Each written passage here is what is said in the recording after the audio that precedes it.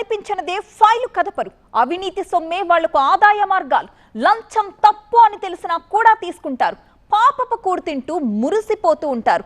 ఒక్కసారి ఉద్యోగంలో చేరి వాళ్లది కాని సొమ్మును 30 ఏళ్లుగా మూటగట్టుకుంటూనే ఉన్నారు. ఉద్యోగుల నుంచి పనులు చేయించుకోవడం సమాజం హక్కు. బట్ ఇక్కడ అవినీతి చేయడం అధికారుల హక్కుగా మారింది. ఏసీబీ అధికారుల ఎంట్రీతో 100 కోట్లు వెనకేసుకున్న అవినీతి పంది కుక్కుల బాగోతం బయటకొస్తోంది. ఇప్పుడు ఇంతకీ ఎవర అవినీతి మోనార్కులు? లంచావతారాలెత్తిన లంచాధికారులు వీళ్లంతా. వ్యవస్థకు పట్టిన అవినీతి చెదలు, సమాజాన్ని పట్టి పీడించిన జలగలు, ఇంకా చెప్పాలంటే ప్రజలను దోచుకున్న గజదొంగలు.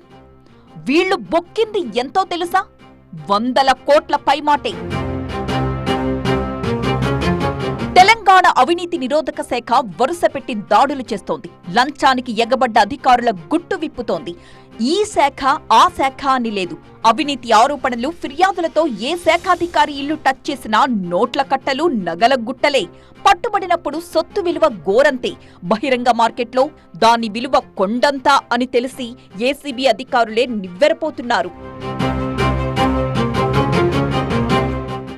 Ananthalakshmi Kumar Jalamandali general manager. Pipeline tenders లో పెద్ద ఎత్తున అక్రమ లావాదేవీలు జరిగాయన్న కంప్లైంట్ తో లక్ష్మీ కుమార్ కార్యాలయం, నివాసాల్లో ఏసీబీ అధికారులు మెరుపు దాడులు చేశారు. అప్పుడు బయటపడింది ఈ అధికారి అవినీతి సంపాదన. మల్లాపూర్లోని ఇంట్లో 1,10,00,000 నగదు, 2.1 కిలోల బంగారం, 9.2 కిలోల వెండి వస్తువులు స్వాధీనం చేసుకున్నారు.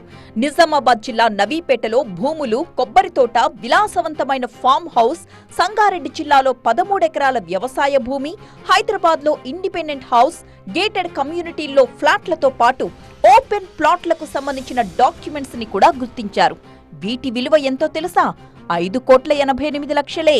కానీ బహిరంగ మార్కెట్లో వీటి విలువ 100 కోట్ల రూపాయలుంటుందంటున్నారు అధికారులు. మర్రి వంశీమోహన్ మేడ్చల్ మల్కాజ్గిరి కలెక్టరేట్లో స్పెషల్ గ్రేడ్ డిప్యూటీ కలెక్టర్. ఈయన అవినీతి సంపాదనపై ఒక లుక్కేస్తే వనస్థలిపురం, మణికొండ, మజీద్ బండ ప్రాంతాల్లో ఫ్లాట్లు, ఇళ్లు. సోదాల సమయంలో 2,10,000 రూపాయల నగదు, బ్యాంక్ ఖాతాల్లో 20 లక్షల బ్యాలెన్స్, 122 గ్రాముల బంగారం బయటపడింది. వీటి విలువ 6,22,00,000 రూపాయలుంటుందని తేల్చారు అధికారులు. కానీ ఓపెన్ మార్కెట్లో 100 కోట్ల పైమాటేనట.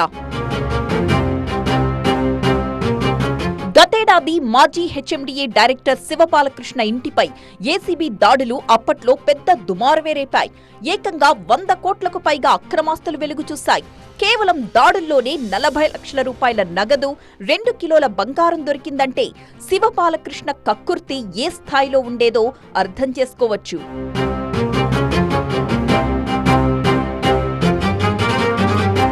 ట్రాన్స్పోర్ట్ శాఖ డిప్యూటీ కమిషనర్ మూడ్ కిషన్ శివబాలకృష్ణ తమ్ముడనే చెప్పాలి. అవినీతి, అక్రమాల కంప్లైంట్లతో తీగలాగితే 100 కోట్లకు పైగా అక్రమాస్తుల డొంక కదిలింది. సంగారెడ్డి సమీపంలోనే 31 ఎకరాల భూమి 60 కోట్ల రూపాయల విలువ చేస్తుందని అధికారులు అంచనా వేశారు. తన డ్రైవర్ పేరుతోనూ లెక్కలేనన్ని బినామీ ఆస్తులు కూడబెట్టాడు ఈ ఆఫీసర్.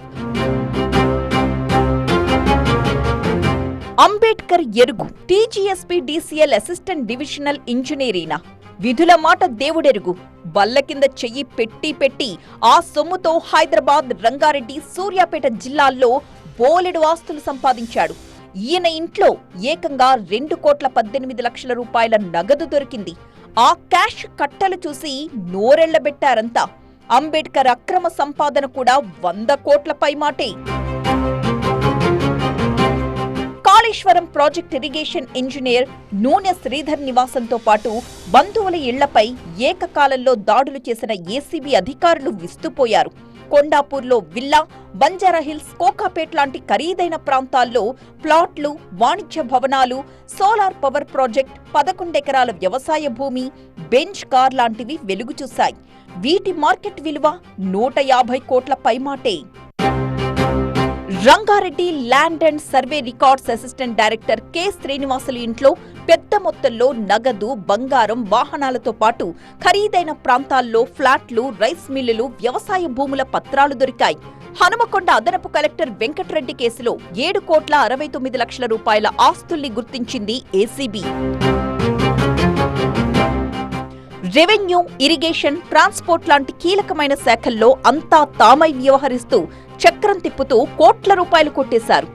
ఏ అధికారి ఇంట్లో తనిఖీలు చేసినా తళతళలాడుతున్న నోట్ల కట్టలు, గుట్టల కొద్దీ ఆర్నమెంట్లు దొరికాయి. ఒకప్పుడు లక్షల అవినీతి సంపాదనే ఆశ్చర్యపోయేలా చేసేది. ఇప్పుడు 100 కోట్లకు మించి అక్రమార్జన సభ్య సమాజాన్ని నివ్వెరపోయేలా చేస్తోంది. ప్రభుత్వ కార్యాలయాల్లో ఏ అధికారైనా సరే, సిబ్బందైనా సరే లంచమడిగితే భయపడకుండా ధైర్యంగా సమాచారం ఇవ్వాలి అంటున్నారు ఏసీబీ అధికారులు.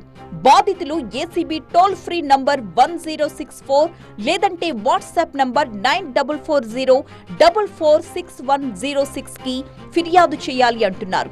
సమాచారం ఇచ్చిన వాళ్ల వివరాల్ని గోప్యంగా ఉంచుతామంటున్నారు.